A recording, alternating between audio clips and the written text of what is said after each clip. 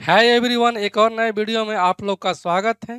तो साथियों, आपने अभी तक पिछले वीडियो को नहीं देखा है तो जाइए चैनल के प्ले लिस्ट में, वहाँ पर आपको सभी वीडियो मिल जाएगा। और आप लोग इस चैनल पर नए हैं तो आप लोग इस चैनल को सब्सक्राइब करें, लाइक करें और शेयर करें। तो चलिए आज की इस वीडियो क्लास को हम लोग शुरू करते हैं। तो आज का हमारा पहला प्रश्न है, 1 kg मिश्र धातु में तांबा की मात्रा कितना होगा यदि मिश्र धातु में 32%, तांबा 40% जस्ता तथा शेष 3 है। जैसे पूछा है तांबा की मात्रा जो कि टोटल मिश्रण कितना है, 1 kg है। तो 1 kg मिश्रण यानी कितना ग्राम में है, ये है 1000 ग्राम। तो टोटल मिश्रण जो है, टोटल मिक्सर वो है हमारा 1000 ग्राम, जिसमें कि तांबा का परसेंट यहाँ से दिया कि तांबा जो है वो है 32%। तो तांबा की मात्रा पूछा है, तो तांबा की मात्रा कितना हो जाएगा, तांबा की यहाँ से मात्रा जो हो जाएगा वो हमारा आ जाएगा 1000 का 32%। ठीक है, क्योंकि तांबा जो है 32% है, तो डबल से डबल जो कैंसिल आउट, तांबा की मात्रा जो ग्राम में 320 ग्राम। ठीक है, इसलिए ऑप्शन नंबर हमारा यहाँ से सी जो है वो हमारा सही उत्तर हो जाएगा। अगले प्रश्न को देखते हैं। अगला प्रश्न है, एक निश्चित राशि पर 12.5% की दर से 2 वर्ष के चक्रवृद्धि ब्याज तथा साधारण ब्याज का अंतर 45 रुपया है। तो राशि क्या है? तो जब दिया रहेगा 2 वर्ष का साधारण ब्याज और चक्रवृद्धि ब्याज का अंतर, तो इसका सूत्र जो होता है यानी कि डिफरेंस, वो होता है P इंटू का R बटा में 100, और जितना समय दिया रहेगा यानी कि 2 वर्ष के लिए स्क्वायर हो जाएगा। तो डिफरेंस कितना दिया है, ये दिया है 45 रुपया। मूलधन P हो जाएगा, R कितना है 12.5% कि 12.5, और बटे में हो जाएगा 100। तो दशमलव हटाएंगे तो नीचे एक और जीरो बैठाएंगे। ठीक है, और ये हो जाएगा स्क्वायर, तो यहाँ से हमारा आ जाएगा 45 बराबर में P इंटू का ये 125 इंटू का 125, और बटे में ये हो जाएगा 1000, और ये हो जाएगा 1000। तो 25 5 125, और ये 25 चौक यानी कि 40, तो यहाँ से ये हो जाएगा 1 बटा में 8, ये भी हो जाएगा 1 बटा में 8। तो यहाँ से मूलधन कितना हो जाएगा, ये हमारा हो जाएगा 45 इंटू का ये 80 64। ठीक है, यहाँ से हमारा आ जाएगा 4 5 20। तो देखते हैं ऑप्शन में किसका इकाई अंक 0 है। तो ऑप्शन में यहाँ से अगर देखते हैं, यहाँ से सभी का इकाई अंक 0 है कि गुना करना ही हमको पड़ेगा।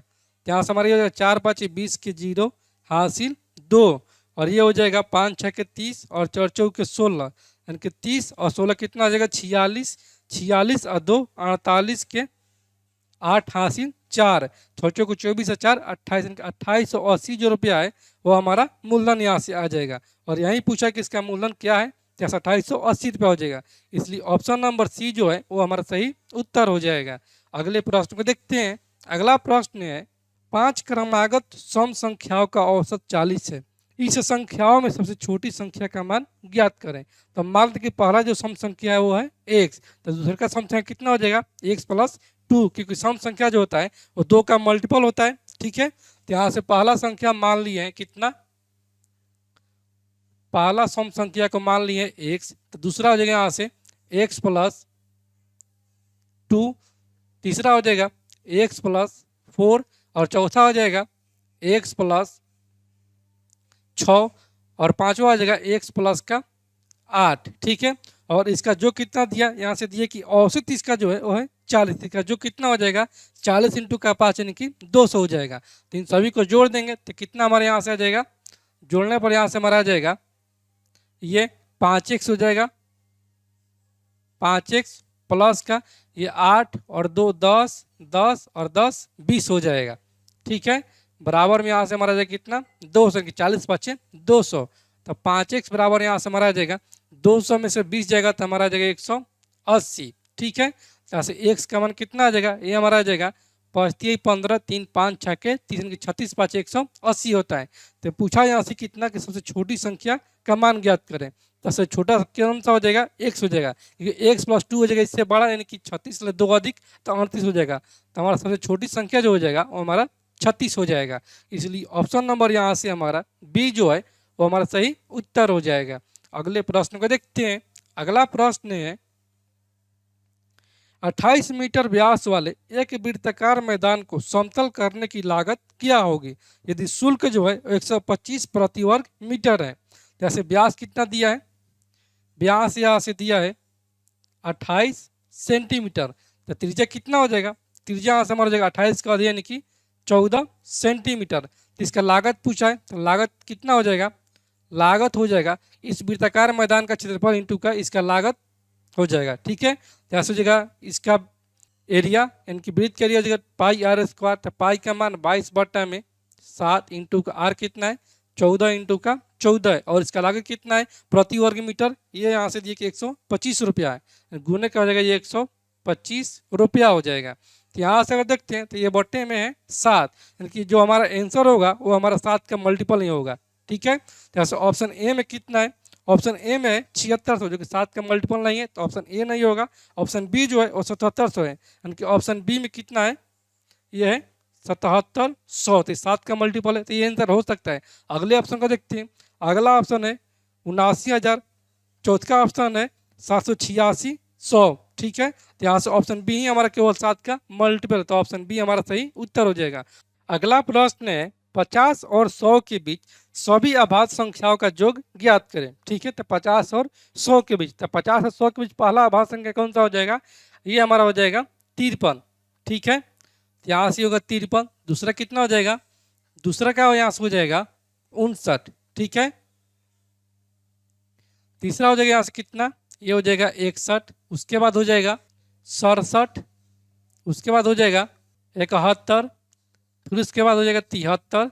ठीक है, फिर 79, फिर यहाँ से हो जाएगा 83। ठीक है, उसके बाद हो जाएगा हमारा यहाँ से 89, फिर यहाँ से कितना हो जाएगा 97 हो जाएगा। ठीक है, उसके बाद तो नहीं होगा, तो यहाँ से सबका योग पूछा है तो सबको जोड़ देंगे, तो यहाँ से हमारा हो जाएगा 9 7 16 3 19 19 9 28 3 31 1 32 32 और 7 39 40 40 3 43 43 और 9 52 के 2 हासिल 5 5 और 9 14 14 और 8 कितना हो जाएगा, ये हो जाएगा हमारा 22 22 8 30 30 और 7 37 37 और 7 44 44 और 7 51।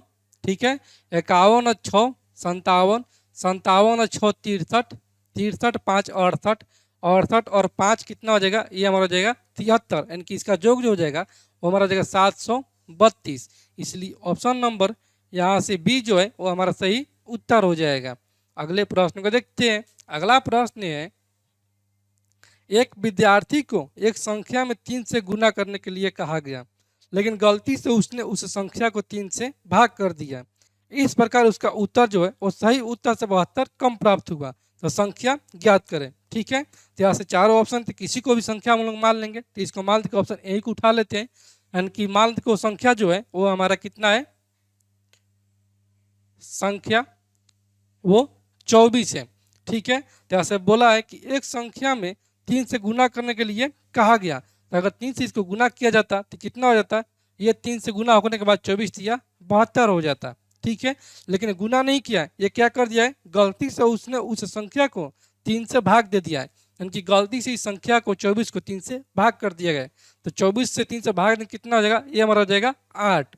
ठीक है, तब बोल रहा है कि इस प्रकार उसका उत्तर जो है वो सही उत्तर से 72 कम प्राप्त हुआ, यानी कि इसका जो उत्तर है वो सही उत्तर से कितना कम प्राप्त हुआ, 72 प्राप्त हुआ। तो हमारे से कितना प्राप्त हो रहा है, कम, ये हो रहा है 72 में से 8 जाएगा, यानी कि यहाँ से हमारा जाएगा 64, कि 64 कम हो रहा है हमारे अनुसार, और प्रश्न में कितना कम हो रहा है, इसका कम हो रहा है, यहाँ से 72 कम प्राप्त हो रहा है। तो यहाँ से एक का मान हो जाएगा 72 बट्टा में 64, और संख्या पूछा है तो संख्या कितना हो जाएगा 24 बराबर में, ये हमारा जगह 72 बटा में 64 इंटू का हो जाएगा ये 24। तो यहाँ से हमारा आ जाएगा 8 8 64, और ये 8 9 72, और ये 8 3 के 24, तो संख्या कितना हो जाएगा 9 3 27 हो जाएगा संख्या, यानी कि संख्या जो हमारा 27 है। इसलिए ऑप्शन नंबर डी जो है वो हमारा सही उत्तर हो जाएगा। मैं उम्मीद करता हूँ कि आपको ये सवाल सही से समझ में आ गया होगा। तो चलिए आगे बढ़ते हैं। अगला प्रश्न है, एक कार्यालय में 68% कर्मचारी चाय पीते हैं तथा 38% कर्मचारी कॉफ़ी पीते हैं। यदि प्रत्येक कर्मचारी चाय अथवा कॉफ़ी अवश्य पीते हो तथा 24 कर्मचारी चाय तथा कॉफ़ी दोनों पीते हो, तो कार्यालय में कुल कितने कर्मचारी हैं। ठीक है, तो यहाँ से कितना है, यहाँ से देखिए एक कार्यालय में 68% कर्मचारी चाय पीते हैं, यहाँ से चाय पीने वाले इनकी टी पीने वाले कर्मचारी का परसेंट कितना है, 68% है। और उसके बाद कितना, कॉफ़ी पीते हैं 38%, यानी कि कॉफ़ी पीने वाले कर्मचारियों की जो संख्या है यानी कि प्रतिशत वो है 38%। जैसे मान टोटल कर्मचारी जो है, टोटल कर्मचारी यानी कि व्यक्ति या मेंबर या टोटल जो भी कर लीजिए, इसको 100 मान लेते हैं। तो ये चाय पीने वाले कितना हो जाएगा कर्मचारी, 100 का 68% इनकी 68 हो जाएगा।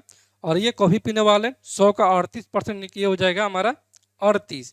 और आगे दिया है, यदि प्रत्येक कर्मचारी चाय अथवा कॉफ़ी अवश्य पीते हो तथा 24 कर्मचारी चाय तथा कॉफ़ी दोनों पीते हो। ठीक है, तो यहाँ से देखते हैं अगर, तो चाय पीने वाले व्यक्ति की संख्या कितना है, 68 है, और कॉफ़ी पीने वाले व्यक्ति की संख्या 38 है। तो यहाँ से दोनों को जोड़ेंगे तो कितना हो जा रहा है, 8 8 16 के 6 हासिल 1 6 3 और 1 10 यानी कि 106 हो रहा है। तो ये 6 कहाँ से वृद्धि हो रहा है, ये जो वृद्धि हो रहा है इसमें जो है वो चाय पीने वाले हैं और कॉफ़ी भी पीने वाले हैं, दोनों व्यक्ति, दोनों व्यक्ति कॉमन यहाँ से हो जा रहा है कितना, 6, क्योंकि टोटल व्यक्ति यहाँ से कितना माने हैं 100। तो कितना अधिक है, 100 से अधिक है 6। हमारा आंसर आ गया 6, लेकिन प्रश्न आंसर कितना है, व्यक्ति चाय और कॉफ़ी दोनों पीने वाले। यहाँ से दिया कि 24 कर्मचारी चाय तथा कॉफ़ी दोनों पीते हैं, क्योंकि 6 का मान दिया यहाँ से 24, तो 1 का मान कितना आ जाएगा, 6 चौके 24, तो टोटल कर्मचारियों की संख्या पूछा है, तो 100 का मान ज्ञात कर लेंगे। तो 100 बराबर कितना हो जाएगा, ये हो जाएगा 4 × का 100 यानी कि 400 कर्मचारी जो है वो टोटल है। इसलिए ऑप्शन नंबर ए जो है वो हमारा सही उत्तर हो जाएगा। अगले प्रश्न को देखते हैं।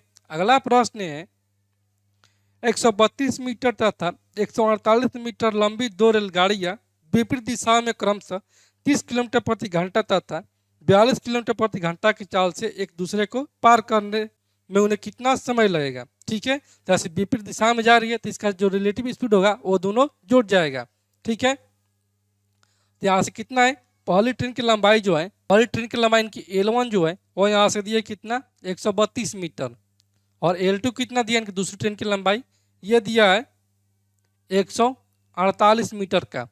और यहाँ से पहले ट्रेन की चाल कितना दिया है, पहले ट्रेन की यहाँ से चाल जो दिया है वो दिया 30 किलोमीटर प्रति घंटा है। ठीक है, और दूसरी ट्रेन की चाल कितना है, ये है 42 किलोमीटर प्रति घंटा है। ठीक है, जैसे रिलेटिव स्पीड कितना हो जाएगा, रिलेटिव स्पीड हो जाएगा, रिलेटिव चाल वो हमारा हो जाएगा 30 प्लस का 42, क्योंकि विपरीत दिशा में चल रहे हैं तो इन दोनों का रिलेटिव स्पीड जुड़ जाएगा, यानी कि दोनों का चाल जुड़ जाएगा।